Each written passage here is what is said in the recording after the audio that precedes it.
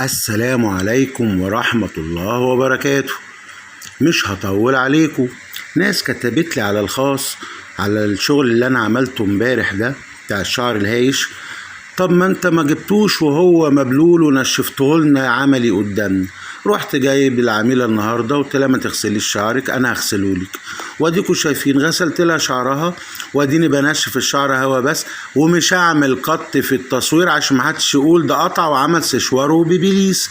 هفضل ماشي معاكم اهو واحده واحده.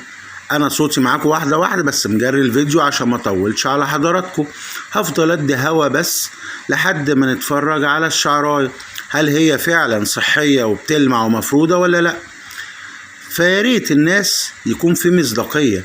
انا مش بكدب على نفسي ولا بكدب على العملاء بتوعي، انا بحب المصداقيه في شغلي. انا يا جماعه بعالج الشعر وبخلي الشعر زي ما انتوا شايفين والله زي الحرير، والشعرايه بتبقى قويه جدا. وكفايه عندي ان العميله اللي بتجرب تعمل عندي تريتمنت كافيار او بروتين واتيفر ايه هو المنتج بتمشي مبسوطه جدا جدا جدا. وانا طبعا الاول ما كنتش غاوي السوشيال ميديا، دلوقتي بقت غاويها لان بشوف شغل بصراحة. الناس لما تجيلي شعرها واقع شعرها متدمر، انا كرهت البروتين والكيراتين والكافيار او لا ليه؟ طيب بص شعري واقع، بص شعري متقطع. لا يا جماعة لازم يكون في مصداقية بجد. اديكوا شايفين الشغل كله معمول ازاي، صورنا قبل وصورنا بعد، واديني ماشي معاكم واحدة واحدة. هنا بقى بطأت في اواخر الشغل. بصوا لما احط ايديا كده جوه الشعر، بصوا اللمعه، بصوا الجمال.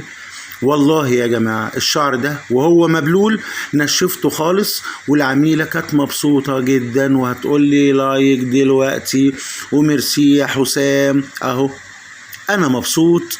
ويا جماعة شغلي كله من الالف للياء بيطلع كده. طبعا انتوا شفتوا الشغل ده الاول كان ازاي، اخر فيديو الشعر الاسمر الهايش قوي. مش عايز اطول عليكم بس رجاء سبسكرايب هو ده يا جماعة الشعر قبل ما نشتغل خالص.